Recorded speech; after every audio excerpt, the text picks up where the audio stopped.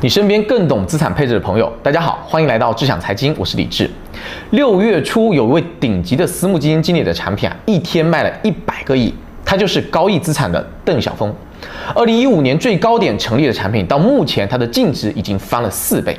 在最近的一次内部的分享当中他对于时下大家关注的问题提出了自己的看法，我认为呢非常有参考的价值。同时在这个视频的最后还会有最新的邓小峰1季度公开的持仓的信息，大家一定要记得点赞、关注，并且完播。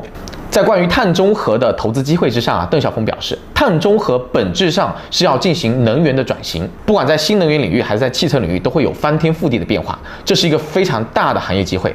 另外，从供给层面来看，因为有碳中和的压力，上游碳排放量密集的行业，在中国以及其他国家的供应上会逐渐受到制约，因此我们从这个维度上看会带来产品价格上涨的压力，偏上游领域会有投资的机会。而关于造车新势力和传统整车行业的竞争和比较，邓小峰认为，必须关注的是造车新势力和传统车企能否在变革当中把握机会，要关注的是企业和领导者能否下定决心去调配社会各方面的资源来实现转型。同时他认为，在汽车向智能化过渡的阶段，其实产品不够成熟，需要企业和消费者不断的进行互动，实现迭代和演进。在这里面的话呢，我们在投资的时候要重点关注这些企业的产品经理的基因，能否理解消费者的需求，才能实现产业的升级和迭代。在关于大家时下关注的国潮是否能够成为新的投资赛道的问题，邓小峰表示，国潮崛起在慢慢的变成新的潮流，背后2个非常重要的原因，一是供应的维度，从产品的质量和设计做的是越来越好，在某种程度上更加贴近消费者的需求，创造出了消费者更加喜爱的痛点，同时就会带来更多消费者的认可，带来更多的需求和供给。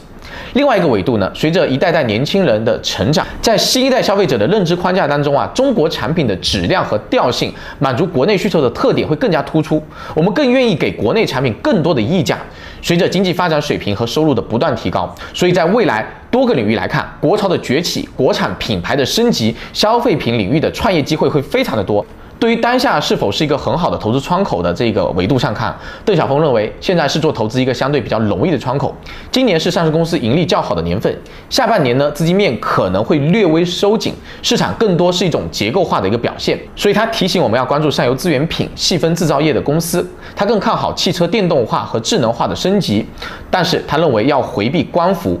同时也会逐渐开始关注互联网的企业。因为在市场下跌的时候，我们要去找过去几年没有表现的公司，反而是会比较容易的。在历史上同涨同跌的时候，很难去提前做出准确的判断。往往是在市场低迷的时候，基金经理和投资人都会更好的进行决策。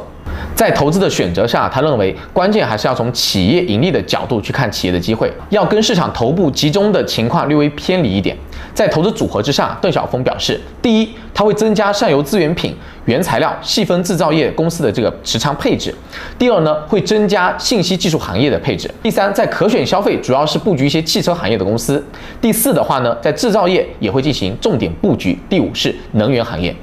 在最新的1季报当中，能体现出有邓小峰产品持仓的企业，我也打在公屏上，大家可以自己截取。我只做分享，操作业大家要谨慎。本期节目就到这里，我是李志，我们下期见。